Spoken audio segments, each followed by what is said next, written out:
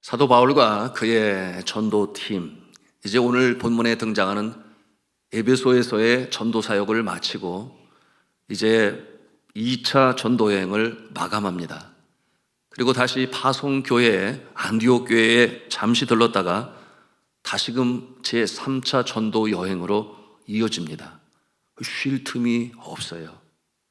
얼마나 그렇게 열심히 불꽃 같은 모습으로, 꺼지지 않는 불꽃 같은 모습으로 복음을 전하는지, 그 모습을 깊이 묵상하면 묵상할수록 참 감동받지 않을 수가 없습니다. 3차 전도 여행은 갈라디아와 부르기아 땅을 방문하여 이미 세워진 교회들을 돌아보고 또한 지도력을 잘 발휘할 수 있도록 격려하고 위로하고 권면하는 모습을 우리가 대합니다. 말씀을 드린 것처럼 이 사도 바울은 그야말로 불꽃 같은 인생으로 살았습니다. 생명의 복음, 십자가의 복음을 전하기 위해서 그렇게 살았던 것이죠. 다메섹 도상에서 예수 그리스도를 만난 이후에 그는 완전히 변했습니다. 30년간의 사역을 잠시 쉼도 없이 그렇게 이방인에게 복음을 전하는 열정으로 자신의 삶을 불살랐습니다. 쉬는 시간이 있었다면 언제였겠어요? 선교사들은 5년이 지나면 1년 안식년을 갖지만, 그러나 이비됨의 선배 선교사셨던 사도 바울은 그러지를 못했죠. 쉬었던 때라고 한다면 감옥에 갇혔을 때가 쉬는 시간이었죠. 그럼에도 불구하고 그는 감옥 안에서도 주의 사명을 놓치지 아니했으니 그곳에서 각 교회에게 보내는 격려의 서신, 위로와 안부의 서신, 그런가 하면 진리 가운데 똑바로 서서 이단에 넘어가지 말아라, 서신 쓰는 일로 분주하셨습니다. 그러므로 소위 옥중서신이라고 하는 서신을 남기게 되었는데요, 에베소서와 빌립보서, 골로새서와 빌레몬서, 이 네 권의 성경책을 옥중서신이라 그렇게 읽었습니다. 여러분, 교통수단이 변변치 못했던 그 시대에 여러분 얼마나 그가 걸었을까요? 그 이동거리가 17,000km 정도 된다고 그래요. 감이 좀 안 오지요. 여러분, 서울 부산 간 최단 거리가 388.2km라고 그랬어요. 걸어서 가기로 하면 걷다가 밤이 되면 자고 해가 뜨면 다시 일어나 걷기로 한다면 며칠이나 걸릴 것 같겠습니까? 제가 AI에게 물어봤잖아요. 그랬더니 15박 16일이 걸린다고 그래요. 그런데 17,000km를 걸은 사도 바울은 며칠 동안 걸었을까? 여러분, 우리가 세마기가 참 쉽지 아니합니다. 아주 쉽게 말씀을 드린다면 그는 30년 동안 쉬지 않고 계속 걸으면서 복음을 전했고, 또한 때로는 육지로 연결되지 아니한 곳은 배를 타고 가서 복음을 전했던 사도 바울이었습니다. 이 같은 모습을 보면 우리가 부르는 찬송 중에 저 멀리 베는 나의 시온성, 오 거룩한 곳 아버지 집, 그 찬송이 생각이 납니다. 그 성에 당도하고자 한 밤을 세웠네, 이런 찬송을 우리가 부르는데, 이 시간 우리 함께 이 찬송 부르면서 사도 바울의 그 모습을 마음에 그려보도록 하겠습니다. 저 멀리 베는 나의 시온성, 함께 가슴으로 찬송 드리겠습니다. 저 멀리 베는 나의 시온성, 오 거룩한 곳 아버지 집, 내 사모하는 집에 가고자 한 밤을 세웠네. 찬송하겠습니다. 저 멀리 베는 나의 시온성,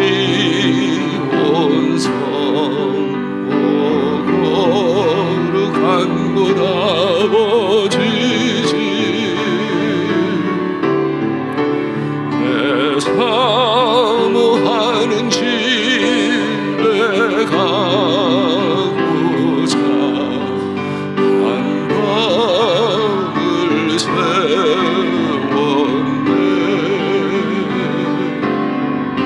저 만만한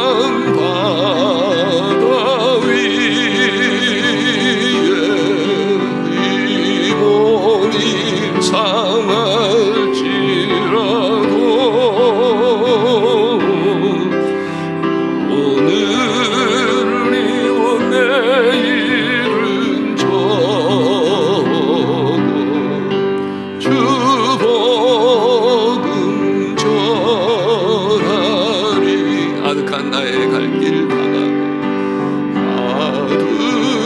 가득한 나의 갈 길 다가고 저 동산에서 별이 쉴때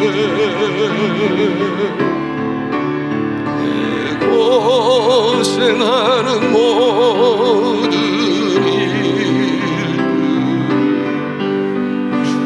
주께서 하시니 빈 들이나 사막에서 이 몸이 고날지라도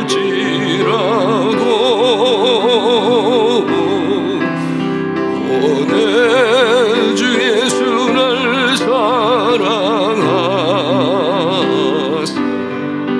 날 지켜주시리.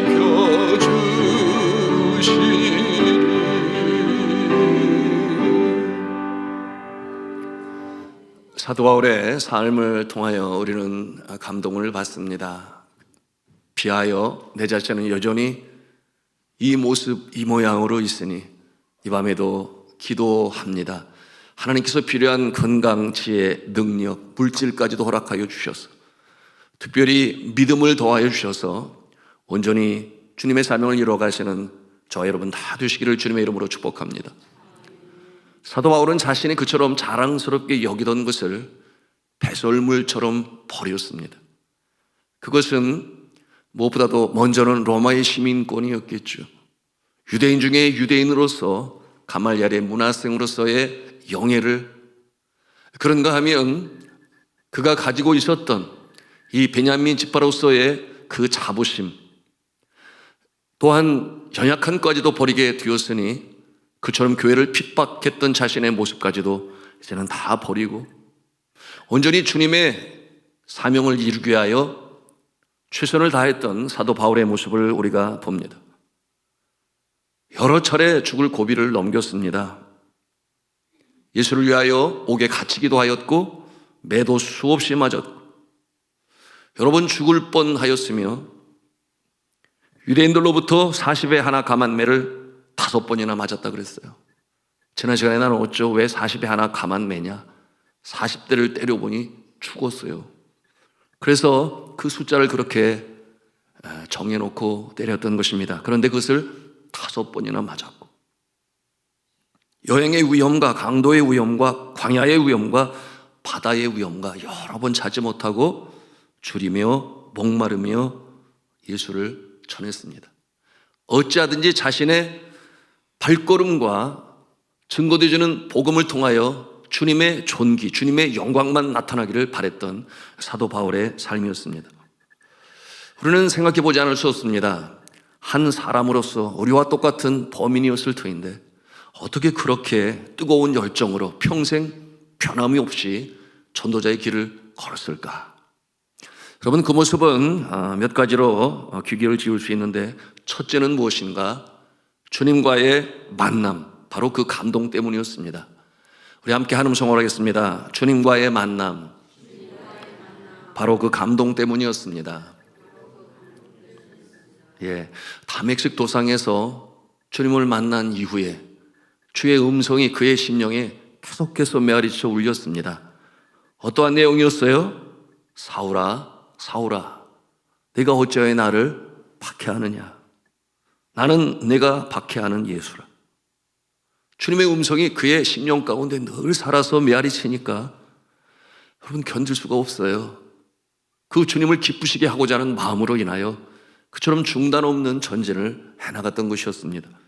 그런가 하면 두 번째 한 음성을 합니다. 주님의 용서 때문이었습니다. 스데반 집사를 죽이는 일에 증인이 되었던 바울, 그처럼 교회를 핍박했던 자신의 모습, 남녀노소 할 것 없이 다 잡아다가 예수 믿는 자는 감옥에 넣었다 그랬어요. 그러니 자신의 모습을 돌이켜보면 주님 앞에 눈물로 회개하는 것밖에 없지 않겠습니까? 그 마음에 죄책감이 있었는데, 그런데 주께서 은혜로 용서해 주시고 감싸주신 그 주님의 사랑과 은혜에 감사 감격이 늘 넘쳤던 것이죠. 여러분, 우리가 십자가를 바라볼 때마다 그런 생각 갖지 않아야겠습니까? 내가 달려 죽어야 할, 추악한 죄인이 죽어야 할 십자가에 나 대신 주님이 달려주셨구나. 그 죄가 얼마나 크길래 성자 예수님이 저 그가 무도한 사형수들만이 달리는 저곳에 달려 들어가셨을까? 나 때문에. 여러분, 이와 같은 마음이 기도할 때마다 우리의 심령 가운데 다시금 상기되어야 할 것입니다.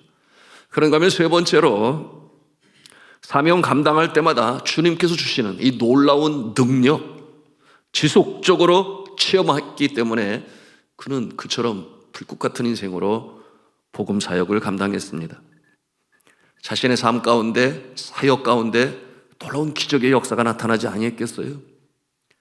그러므로 사도행전은 성령 행전이라 성령이 주체가 되셔서 그를 그처럼 사용하시니 그 능력을 체험할 때마다 얼마나 감동이 임하고 하나님이 나를 사용하시는구나, 쓰시는구나, 그 사역을 그렇게 감당했던 것이었습니다.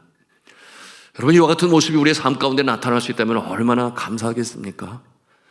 여러분, 이와 같은 모습, 거룩한 부담이 될 수 있지만 하나님, 나도 쓰임받기를 원합니다.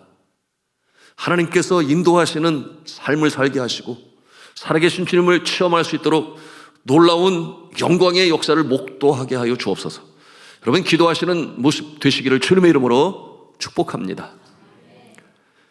저런 불꽃과 같은 인생을 살았던 바울에게 우리는 또 하나의 새로운 면을 오늘 말씀을 통해서 발견하게 됩니다.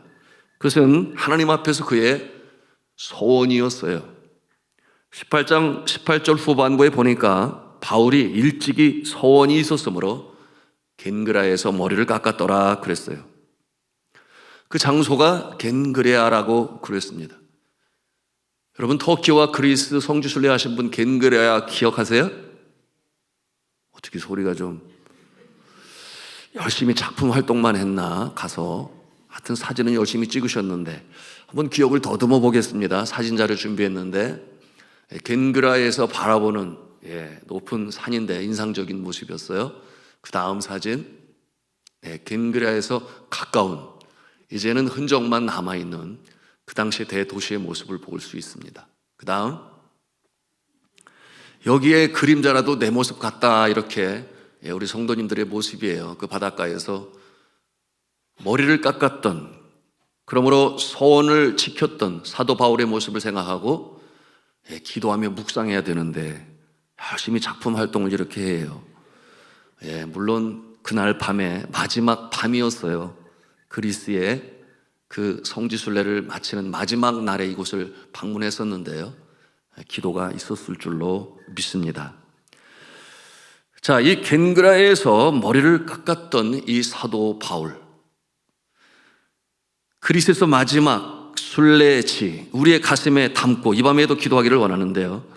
자, 사도 바울은 이 소원이 응답이 이루어지게 되니까 머리를 깎았다 그랬습니다. 그러니까 이 소원이 이루어지기 전까지는 머리를 깎지 아니했던 것이었어요.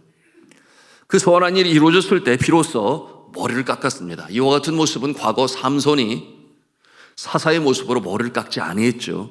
삭도를 대지 아니했다. 근데 그와 같은 모습과는 성격을 달리하는 방법이었습니다.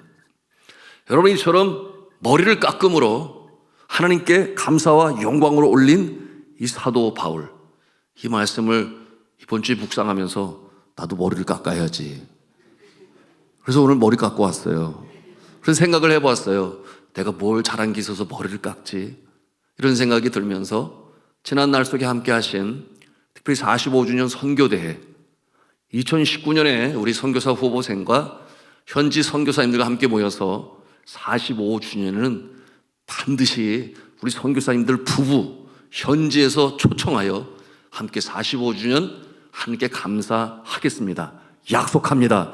이렇게 소원처럼 했는데 그 일을 이루어서 너무 감사했어요.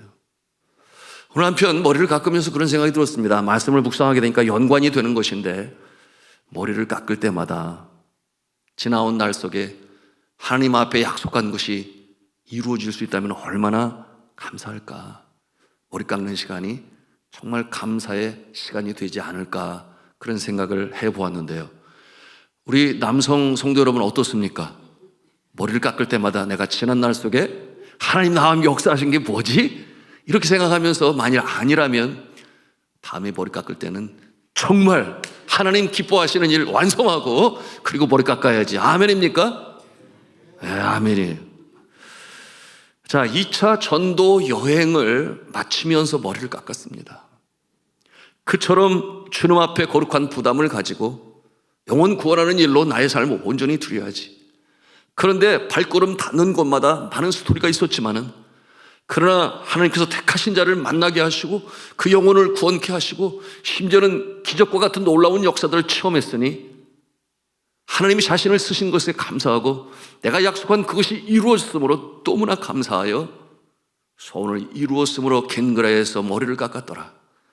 여러분, 이와 같은 역사가 여러분의 삶 가운데도 일어나기를 주님의 이름으로 축복합니다. 자, 이와 같은 모습을 통해서 우리는 무엇을 배웁니까? 그것은 서원이라고 하는 거죠. 하나님 앞에서의 약속이라는 것입니다. 하나님 앞에서 결단을 하고 굳은 다짐을 하는 것이에요. 보통 우리가 주의 종 목회자로 부름을 받아서 목사 안수를 받기 전에 또한 장로님들이 기름 부음 받아 장로님으로 안수를 받기 전에 금식으로 기도를 하면서 하나님 앞에 약속을 드리게 되죠. 굳은 약속으로 다짐을 합니다. 그 같은 약속 속에는 세상 등지고 십자가 보내, 세상 등지고 십자가 보내, 세상 등지고 십자가 보내, 다시는 돌아서지 않겠네, 뒤돌아서지 않겠네. 자, 이와 같은 마음으로 주님 앞에 소원을 하고 약속을 하며 기름 부음 받을 준비를 합니다. 여러분, 이 찬송은 우리에게 굉장히 클래식한 찬송인데 여전히 네팔에서 불려져요. 언제 불려지는가? 꼭 세례 받을 때 불러줘요. 세례를 받을 때 곁에서 그를 위하여 기도하며 축복하는 성도들이 세상 등지고 십자가 보내, 이 찬송을 불러요. 또한 이 세상 사람 날 몰라줘도, 이 세상 날 몰라줘도, 이 세상 사람 날 몰라줘도 뒤돌아서지 않겠네. 왜냐하면 힌두교가 주 종교가 되고 가족 친척들이 부모까지도 다 힌두교인데 거기서 예수를 믿겠다고 작정을 하고 세례를 받는 것은, 여러분, 세례를 베풀거나 받다가 걸리면, 고발당하면 바로 유치장 신세가 이어지거든요. 그 같은 상황 가운데서 이와 같은 고백, 다시는 그 영적으로 다루고 우상을 섬기는 곳으로 들어가지 않겠다, 이와 같은 마음을 다지고 또한 그것을 알려주기 위하여 이 찬송을 부릅니다. 이것은 하나님 앞에서의 거룩한 약속인 것이죠. 오늘 바울의 모습을 통해 배우는 것, 이와 같은 서원의 모습은 일생에 단 한 번 목사 안수를 받거나 세례를 받거나 장로님이 되거나 그와 같은 모습과는 성격이 달라서 필요할 때마다 큰 일을 앞에 두고 또한 주님께서 주신 그 사명, 이를 통하여 이루리라 생각할 때 서원을 하는 것입니다. 약속을 하는 거예요. 여러분, 서원을 할 때 하나님께서는 특별하신 그 마음을 가지고 그 서원하는 자를 바라보시죠. 그 얼굴을 향하여 드사 그 빛을 우리에게 비추시는 모습으로 서원을 받으시는 하나님이십니다. 예를 들어서 우리가 연초에 신년 특별 새벽 기도회 같은 경우, 약속하지 않습니까? 심지어는 기도 제목 카드에 써서 제출을 하세요. 제가 그래서 지금도 새벽마다 이제 2번 돌았는데요, 그 기도 제목을 가지고 기도합니다. 그 안에는 서원이 배워져 있어요. 안타까운 것은 거기에 기도 제목 카드를 내지 않으신 분들이 자꾸만 떠올라요. 왜 안 냈을까? 어련히 알아서 기도해 주시겠지? 그런 거 없어요. 여러분, 한두 명이 아니잖아요. 지금도 늦지 아니했으니까 기도카드 꼭 내주시고, 하나님께서 이렇게 해주시면 내가 이렇게 하겠나이다라든지, 주님 내가 이렇게 하겠사오니 하나님께서 이렇게 해주시옵소서, 그 약속을 담아서 여러분 기도카드 제출해 주세요. 그러므로 제가 기도할 때 두세 사람이 함께 모여 기도할 때 하나님께서 함께 하시고 응답하심을 여러분 아시지 않습니까? 이처럼 하나님 앞에 서원으로 약속을 하고 그것을 지키기 위하여 세상의 유혹을 이겨내고 자신을 쳐서 복종시키는 그 굳은 결단과 다짐, 그 유혹으로부터의 잘라내야 하는 이 상황들, 여러분 이와 같은 상황 예수님께서 미리 보시고 말씀하셨죠. 내가 세상에 화평을 주러 온 것이 아니라 검을 주러 왔노라. 어떻게 예수님께서 사랑이 아닌 검을 주러 오셨을까? 주님의 길을 따르는 길에 방해가 되고 장애물이 되고 뒤에서 끌어당기는 그와 같은 것들을 그 검으로 잘라내게 하시기 위하여 검을 주러 왔노라. 여러분 이와 같은 이 일을 온전히 이루기 위하여 서원해야 합니다. 약속해야 합니다. 그렇지 아니하면 금방 잊혀지고 마는 것이에요. 여러분 이렇게 서원으로 하고 약속을 하고 열심히 수고하며 땀 흘릴 때 주님께서 지키시고 보호하시며 마침내 연말에 유종의 미를 거두게 하시는 좋으신 하나님이십니다. 제 얘기를 드려서 죄송합니다만 제 인생에 몇 번의 서원 기도가 있었어요. 전에도 나눴습니다만 첫째는 주의 종이 되겠다였지요. 어렸을 때 병석에서 어머니께서 소천하시기 전에 물으셨던 그 약속이 평생 저의 소년, 청소년 시기를 거쳐 청년에까지 이르게 되었으니 참 거룩한 부담 아니었겠습니까? 그럼에도 불구하고 하나님의 약속을 기억하며 그 길을 걷습니다. 여전히 부족하고 연약하고 그러므로 넘어지기도 하고 깨어지기도 하지만 그러나 주님께서 사용하시니 감사하여 지금도 그 길을 걷고 있습니다. 그런가 하면 두 번째, 첫 선교지에 들어가면서 선교지에서 괄목할 만한 주님의 영광이 나타나지 아니하면 고국에 돌아오지 않겠습니다. 그런 소원 기도를 드렸습니다. 그런데 시간이 가도 열매는커녕 자연재해로 인하여 너무나 힘들고 어려우니까 참 마음에 그것이 기가 죽고 주눅들고 그와 같은 상황이 이어졌습니다. 1년이 가고 2년이 가고 3년이 가도 그런 결과를 얻지 못하니까 참 너무나 힘들었는데요. 그러니까 서원을 지키기 위해서는 어떻게 해야 돼요? 고국에 들어가야 돼요? 말아야 돼요? 서원을 지키기 위해서는 들어갈 수가 없는 거예요. 그러는 가운데 2년이 지나니까 담임 목사님, 당시 우리 신동우 담임 목사님 들어와서 쉬라고. 제가 들어가지를 못했어요. 3년이 지났는데 또 들어오라고. 그렇게 사역하면 안 된다고. 그래도 하나님 앞에 약속이니까 들어가지를 못했습니다. 그때 여하튼 잘 이루어서 고국에 들어가려고 마음을 먹고 뛰어다니니까 지금 내가 75kg인데 그때 62kg였어요. 예. 그야말로 세상 말로 비사이로 막가. 무슨 말인지 아시는 분만 아시는 거예요. 이와 같은 상황에서 제 아내가 막내를 임신하게 되었는데 함께 가야 됐었는데 그러지를 못하는 저의 마음도 힘들었죠. 그러므로 대한항공에서 너무 늦게 비행기를 타면 비행기 안에서 출산할 수 있으니까 그 의사 선생님 진술서 이런 거 그런 거를 도와주면서도 함께 가지 못하니 너무 미안했죠. 지금 생각하면 지금도 미안해요. 여하튼 그랬어요. 제가 미안해. 내가 같이 갈 수 없어서 정말 미안해요. 그리고 고국에 들어와서 막내를 낳게 되었죠. 멀지도 않은 나라인데 그렇게 했던 것은 서원 때문이었습니다. 그리고 이동구 성교사님이 키운 제자들, 또 제가 키운 제자들, 그들이 이제 각 마을에 세워진 교회의 담임 목사가 되고 그 약속의 때가 다가오는 거예요. 그들이 그렇게 지역교회를 잘 섬기면 마닐라 구경이 아니라 한국 구경 시켜주겠다 제가 약속을 했거든요. 그것도 그들과 맺은 서원 아니겠습니까? 그래서 그 날이 다가왔을 때 18명의 이제는 현지 목회자가 된 형제들, 그리고 2명의 그 사역을 또한 협력하며 감당한 자매 해서 20명이 이제 한국에 들어오게 되었는데, 그때가 언제였는가? 4년이 지난 다음에 처음으로 고국 땅에 돌아올 수 있게 되었습니다. 그때의 그 감사와 감격은 이루 말할 수가 없지요. 여러분, 소원을 할 때 하나님께서 하나님의 때 반드시 이루심을 믿으시기 바랍니다. 그리고 그 모습으로 인하여 주님께서는 영광을 받으시고 또한 우리 자신에게는 믿음의 친일보를 이루게 하십니다. 그때 방문했었던 필리핀 목사님과 그리고 저 아내가 네팔로 떠난 이후에 그 형제들을 돌보던 어머니와 같은 존재인데 파스토라 닝 고나난이라고 하는 이 두 목사님하고 한 우리 여자 목사님이 금년 5월 달에 방문을 해요. 예. 그동안 어떻게 그 교회를 지켜왔는지, 선교사가 떠난 이후에 말이죠.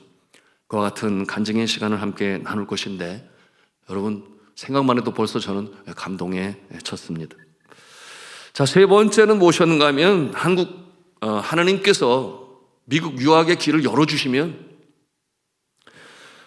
내가 미국에서 살지 아니하고 심지어는 자녀들까지도 미국에 두지 아니하고 교육 환경이 얼마나 좋은지 선배들이 얘기를 해주더라고요. 거기 가봐. 선교지로 올 마음이 다 없어져. 왜냐하면 자녀 교육이 너무나 좋으니까.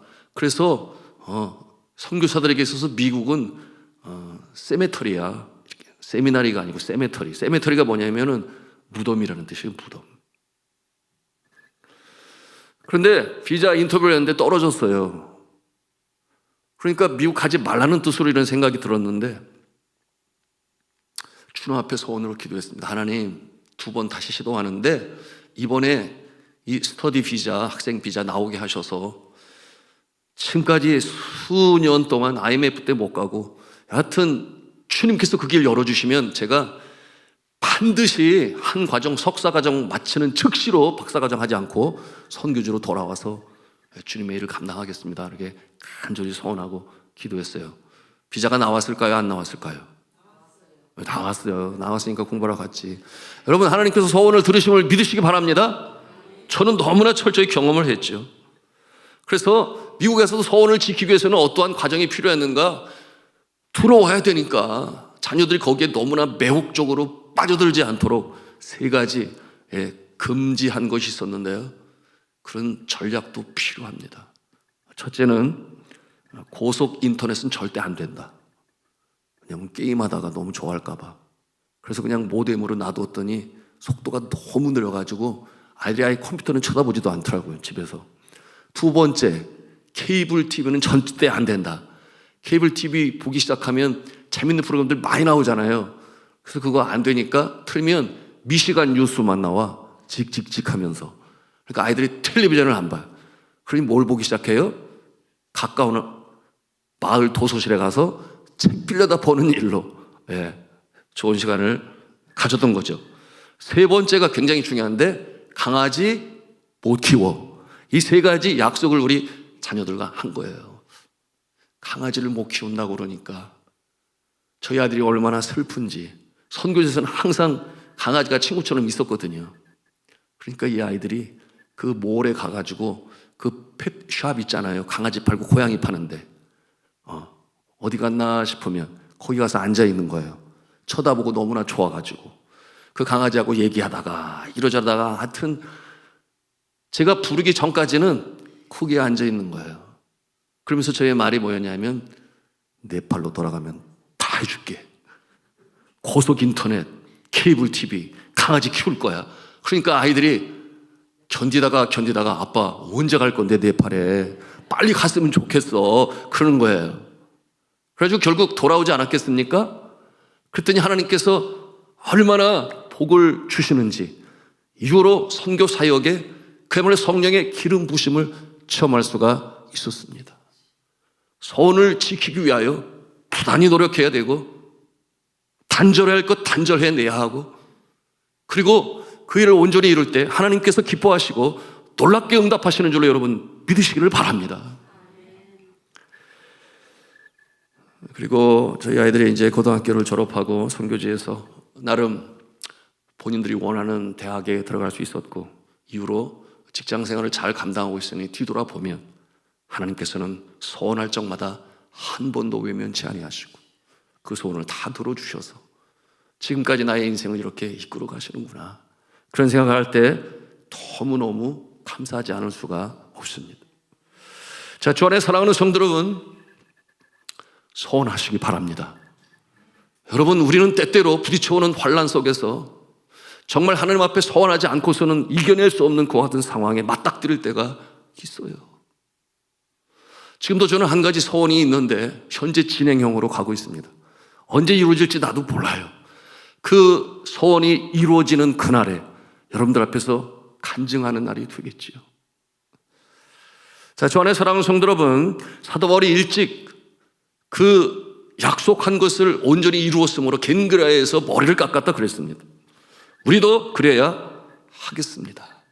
또한 이 일을 통하여 역사하실 하나님의 그 은총 속에 감사와 감격도 있어야 하겠습니다. 그러기 위해서는 아주 단호히 마음을 먹고 기도하는 가운데 성령 앞에 내 자신을 드릴 수 있어야 돼요. 성령의 세미한 음성을 들을 수 있어야 합니다. 영적으로 예민하지 못하면, 둔감하면 이런 일은 벌어지지가 아니에요. 단호히 마음을 먹고 기도를 많이 하고 절제할 것 절제하고 잘라낼 것 잘라내야 하고 그야말로 세상말로 올인해야 합니다. 그 모습을 보시고 하나님께서도 도우시는 것이죠. 자, 이 밤에도 우리가 기도로 잘라내야 할 것이 있습니다.